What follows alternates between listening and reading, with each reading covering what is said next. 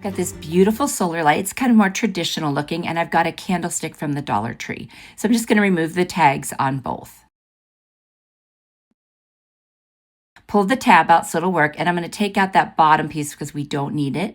I'm going to see how that's going to fit right in the candlestick, and then I'm going to put a generous amount of hot glue. This was so light and it fit in there really snug. So yes, you could add more secure glue, but this actually seemed like it was going to stay no problem. So I went ahead and just did the hot glue for this one.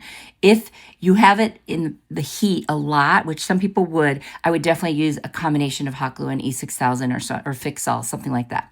I'm going to cut up some little pics that are eucalyptus from the Dollar Tree, and I'm just going to start putting them in the sides of that candle holder that we're still showing because it was easy to tuck them in there and add a little bit of glue. Again, if this is outside, use a different glue.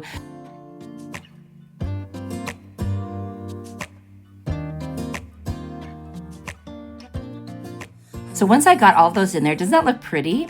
I thought to add a couple of flowers around the outside. So I'm just going to take about 4 or so different flowers and put them around where the greenery pieces are, but stick them in between because I love adding a little bit of color like that. And if I planted flowers outside, I might kill them.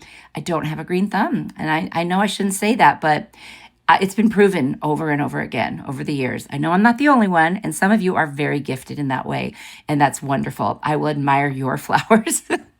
Anyway, just adding that last flower in there. And then I decided I don't think I want this to be all black. Guess we weren't meant to be. Now you can see how beautiful it is. You don't have to do anything at this point, but I decided I didn't want it to be all black. So I'm going to take my rub and buff, which I have in the antique gold. I'm going to put some on a paper towel, and I'm just going to start rubbing it all around the bottom. And I'm so happy I chose to do this because I love the look of this. So I'm going to keep rubbing until the whole bottom is done. Then I'll add some more, and I'll go do the top part of that candlestick and then down the stem. And I'm not going to do anything on the solar light itself. I think that looks good that it's black, and it's also plastic. I'm not sure how well that would work. It probably would, because Rub and Buff is a really good product to use. It sticks to most everything. Anyway, but I'm just going to do this, and then of course you can spray a clear coat over it to seal it. And that is all I'm going to do to this one.